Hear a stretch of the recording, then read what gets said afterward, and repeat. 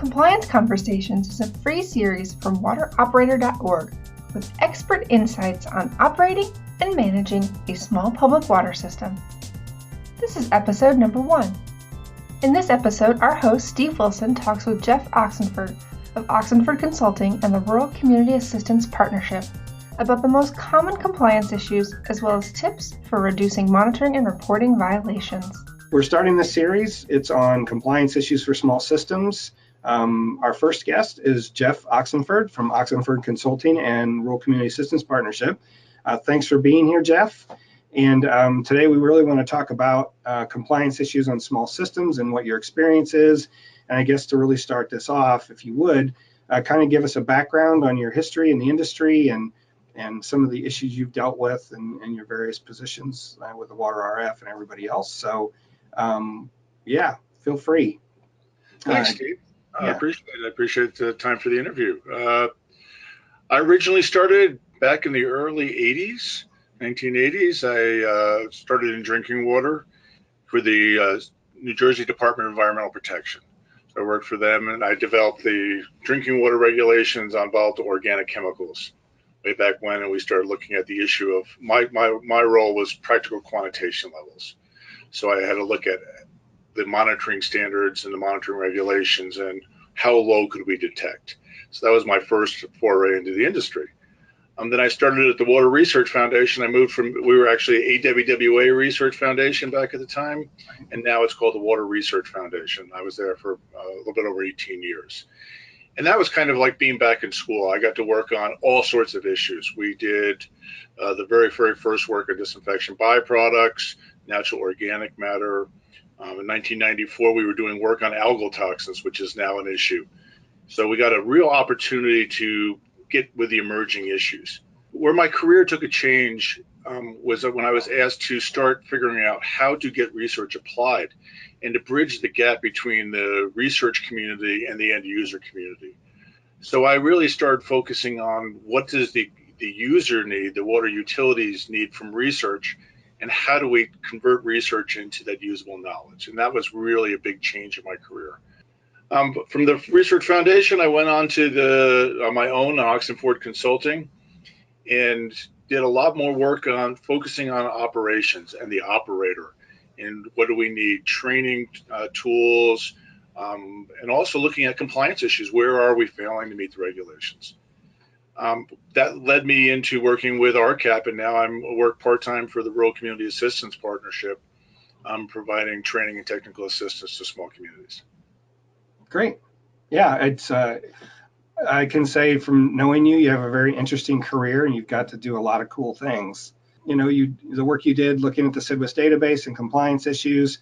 I know there were some interesting results there. Yeah, first off, all the information from our evaluations of SIDWIS has been published in the Journal of AWWA. So if anyone wants to see the data, when I look at compliance, I look at it from 3 different perspectives. The first one, when you look at compliance, is this compliance data, the maximum contaminant level, the compliance monitoring and reporting that you typically hear about. This is, do you have the right amount of chlorine? Is your turbidity okay? Things along that line. This is regular compliance monitoring. When we look at that, it's kind of been real fascinating. We kind of see that the health-based indicators from compliance are pretty much the same between small systems and large systems. If the same percentages of contamination are seen between small and large systems. Where we see the difference for small systems happens to be with monitoring and reporting violations, especially if you are less than 1,000 population. We see a large increase in monitoring and reporting violations for the very small systems. The most common monitoring and reporting violations are total coliform total coliform samples, getting those in on time. And that is a routine thing that you have to take very small systems, once a month. You're required to take that sample. To me, the challenge is to, one, get that in your calendar, make sure that's in your workload, and it's a priority. And the advice that we always give systems is sample early in the sampling period. So if a sample is due Friday and you can take it on Monday, take your sample early. Get it in ahead of the time as quickly as possible. As soon as the compliance period says, if the compliance period's 3 years, take a day one of the 3-year period, get the sample out of the way.